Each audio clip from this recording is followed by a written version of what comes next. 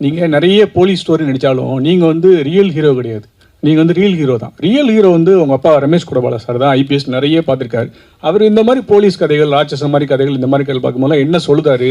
இந்த cinema police இது மாதிரிலாம் பற்றி அவரோட ஒப்பீனியன் என்ன? அவங்க ஃப்ரெண்ட் சர்க்கிள்லாம் என்ன சொல்கிறாங்க?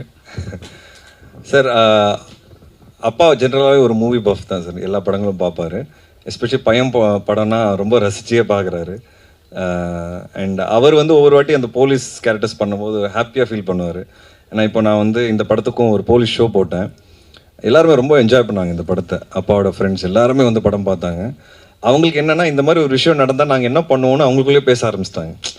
அண்ட் அவங்க சொன்னது என்னென்னா ஒன்றுமே பண்ணியிருக்க முடியாது, வெயிட் பண்ணி தான் பார்க்கணும் ஒவ்வொரு வீடியோவுக்கும். ஸோ நீங்கள் எடுத்த அப்ரோச் ரொம்ப ரைட்டாக இருக்குன்னு சொன்னாங்க. அண்ட் நான் ரொம்ப ஹாப்பியாக இருந்தேன். ஏன்னா ஒரு உண்மையான போலீஸ் ஆஃபீஸர் இதை சொல்லும்போது அது கரெக்டாக இருந்தது எனக்கு. அவங்க ரொம்ப என்ஜாய் பண்ணி இந்த படத்தை பார்த்தாங்க.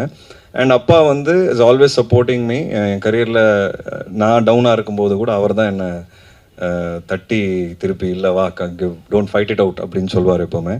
And I think very lucky. And நீங்கள் பார்த்த சினிமா ஹீரோஸ் ஸ்க்ரீனில் ஒரு போலீஸ் ஆஃபீஸராக நான் வந்து நேர்லேயே நிறைய பார்த்துருக்குறேன். என்னைக்கு போலீஸுங்கிறது ஒரு டிஃப்ரெண்ட்டான ஒரு விஷயமாயிருச்சு. நான் சின்ன வயசுலேருந்து இருக்கிற போலீஸ் வேறு. அந்த போலீஸை நான் நேரில் பார்த்துருக்கேன். ஸோ அது ஒரு பயங்கரமான ஒரு